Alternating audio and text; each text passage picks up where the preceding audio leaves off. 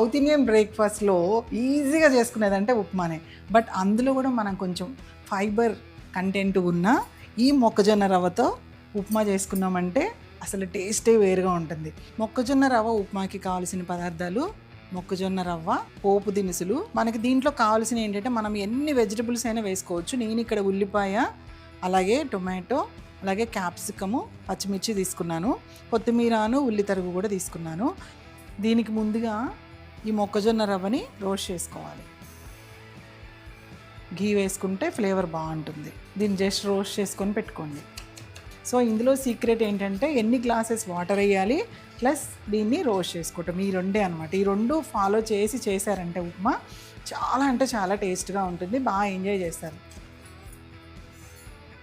ఇప్పుడు కడాయి పెట్టి మనము తాలింపు వేసుకోవాలి. తాలింపు గింజలు, ఎండుమిర్చి మన ఇష్టము, కంపల్సరీ అయితే కాదు.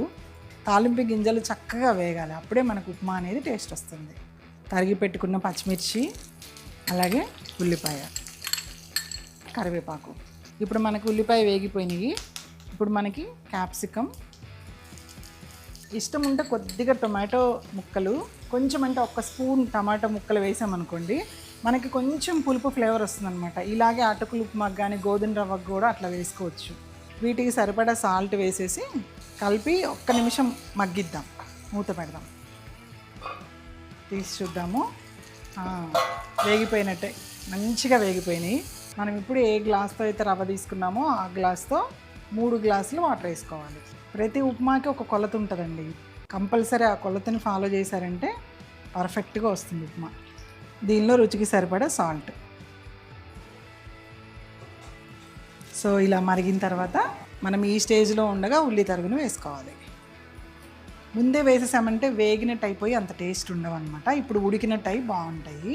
ఇప్పుడు కొంచెం కలిపేసిన తర్వాత మూత పెట్టేసుకొని స్లో మీద ఒక 10 మినిట్స్ ఉంచితే కనుక మన ఉప్మా రెడీ అయిపోతుంది. సో ఈ స్టేజ్లో మనము కొద్దిగా కొత్తిమీరను, ఒక స్పూన్ ఘీ, మూత పెట్టేద్దాము. 2 మినిట్స్ తర్వాత మనం సర్వ్ చేద్దాం. ఇప్పుడు ఈ నెయ్యి కరిగిపోయింది కదా, ఉప్మా మన సర్వింగ్కి రెడీ అయిపోయినట్టే.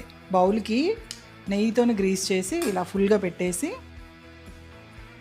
ఇది మనకి హోటల్ స్టైల్లో సర్వింగ్ అనమాట. ఎవరైనా గెస్ట్ వస్తే ఇది పెట్టండి. అసలు చూసారా ఎంత కలర్ఫుల్గా ఉందో. ఇది చూడడానికి ఎంత కలర్ఫుల్గా ఉందో, తినడానికి కూడా అంత టేస్టీగా ఉంటుంది అండ్ హెల్తీ కూడా.